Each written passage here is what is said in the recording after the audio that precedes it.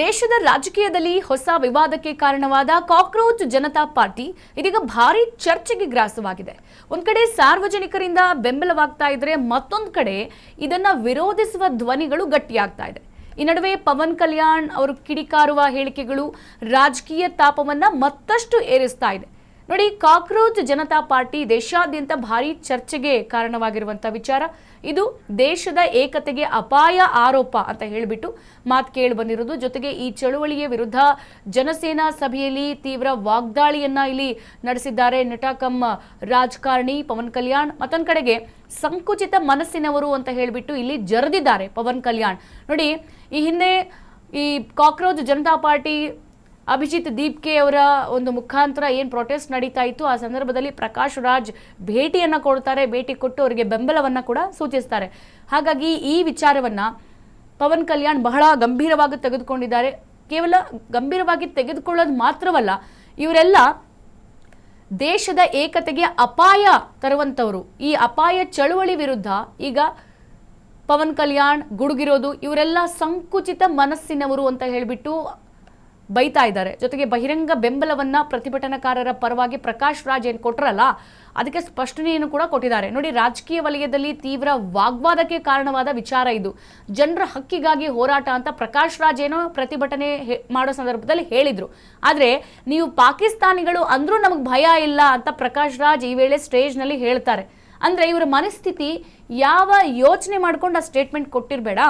ಇತ್ತೀಚೆಗೆ ಆರಂಭ ಆಗಿರೋ ಕಾಕ್ರೋಚ್ ಜನತಾ ಪಾರ್ಟಿ ಈಗ ದೇಶಾದ್ಯಂತ ಭಾರಿ ಚರ್ಚೆ ಗ್ರಾಸವಾಗಿದೆ. ಇನ್ನು ಸಾರ್ವಜನಿಕರಿಂದಲೂ ಕೂಡ ಇದಕ್ಕೆ ವ್ಯಾಪಕ ಬೆಂಬಲ ಏನೋ ಬರ್ತಾ ಇದೆ. ಕೆಲವರು ಇದನ್ನ ಸಂಚು ಅಂತ ಕರೀತಾರೆ. ಈಗ ನಟ ಹಾಗೂ ರಾಜಕಾರಣಿ ಪವನ್ ಕಲ್ಯಾಣ್ ಈ ಚಳವಳಿ ವಿರುದ್ಧ ಗುಡುಗಿರುವಂತದ್ದು, ಈ ಸಂಘಟನೆ ಮತ್ತು ಇದನ್ನ ಬೆಂಬಲಿಸುವವರು ದೇಶವನ್ನ ಒಡೆಯುವ ಮತ್ತು ಭಾರತದ ಸಮಗ್ರತೆಯನ್ನ ದುರ್ಬಲಗೊಳಿಸುವ ಕೆಲಸ ಮಾಡ್ತಾ ಇದ್ದಾರೆ ಅಂತ ಕಿಡಿಕಾರಿದ್ದಾರೆ. ಇತ್ತೀಚೆಗೆ ಪ್ರಕಾಶ್ ರಾಜ್ ಕಾಕ್ರೋಚ್ ಜನತಾ ಪಾರ್ಟಿಯನ್ನ ಬೆಂಬಲಿಸಿದ್ರು. ದೆಹಲಿಯಲ್ಲಿ ನಡೆದಂತಹ ಜನಸೇನಾ ಪಕ್ಷದ ಸಭೆಯಲ್ಲಿ ಆಂಧ್ರ ಪ್ರದೇಶದ ಡಿಸಿಎಂ ಪವನ್ ಕಲ್ಯಾಣ್ ಈ ಕುರಿತಂತೆ ಮಾತನಾಡಿದ್ರು. ನೀವು ಈ ಜಿರಳೆಗಳ ಬಗ್ಗೆ ಕೇಳಿರಬಹುದು ಅನ್ನುವಂತಹ ನಿಟ್ಟಿನಲ್ಲಿ ಮಾತನ್ನ ಸ್ಟಾರ್ಟ್ ಮಾಡ್ತಾರೆ. ಒಂದು ಸಣ್ಣ ಇರುವೆ ಕೂಡ ದೊಡ್ಡ ಹಾವನ್ನ ಕೊಲ್ಲಬಹುದು ಅಂತ ಹೇಳಿದ್ದಾರೆ. ನೋಡಿ, ಇಲ್ಲಿ ಬೆಂಬಲಿಗರನ್ನ ಸಂಕುಚಿತ ಮನಸ್ಸಿನವರು ಅಂತ ಯಾಕೆ ಹೇಳಿದ್ರೆ ಹಂಗಿದ್ರೆ ಪವನ್ ಕಲ್ಯಾಣ್? ದೇಶದ ರಾಜಕಾರಣದ ಆಳ ಗೊತ್ತಿಲ್ಲದ ಕೆಲವು ಸಂಕುಚಿತ ಮನಸ್ಸಿನ ಜನರು ದೇಶವನ್ನ ಒಡೆಯುವಂತಹ ಆಲೋಚನೆಗಳ ಮೂಲಕ ಭಾರತದ ಸಮಗ್ರತೆಯನ್ನ ಹಾಳು ಮಾಡೋಕೆ ನೋಡ್ತಿದ್ದಾರೆ. ಅದರಲ್ಲಿ ಇವರು ಕೂಡ ಒಬ್ರು, ಪ್ರಕಾಶ್ ರಾಜ್ ಹೌದು, ಜೊತೆಗೆ ಕಾಕ್ರೋಚ್ ಜನತಾ ಪಾರ್ಟಿ ಕೂಡ ಹೌದು. ಹಾಗಾಗಿ ನಾವು ಇಂತಹ ಆಲೋಚನೆಗಳಿಗೆ ಬಲಿಯಾಗಬಾರದು. ಸಣ್ಣ ಬುದ್ಧಿಯ ಕೋಟ್ಯಾಂತರ ಜನರು ಒಂದಾದ್ರೆ ಅದು ಪ್ರಭಾವ ದೊಡ್ಡದಾಗಿರುತ್ತೆ. ಅದು ಒಳ್ಳೆಯದಕ್ಕಾದ್ರೂ ಆಗ್ಬಹುದು ಅಥವಾ ಕೆಟ್ಟದಕ್ಕಾದ್ರೂ ಆಗಬಹುದು.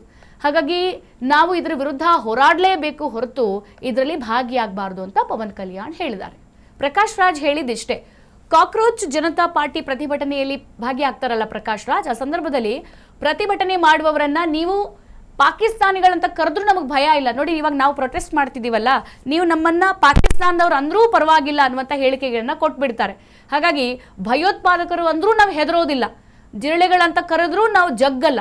ಈ ವಿಚಾರದಲ್ಲಿ ಭಯ ವಿಚಲಿತರಾಗೋದಿಲ್ಲ ಅಂತ ಹೇಳ್ಬಿಟ್ಟು ಅವ್ರು ಹೇಳ್ತಾರೆ. ಹಾಗಾಗಿ ಜನರಿಂದ ಆಯ್ಕೆಯಾದ ನಾಯಕರು ತಮ್ಮ ಕೆಲಸವನ್ನ ಸರಿಯಾಗಿ ಮಾಡಬೇಕು.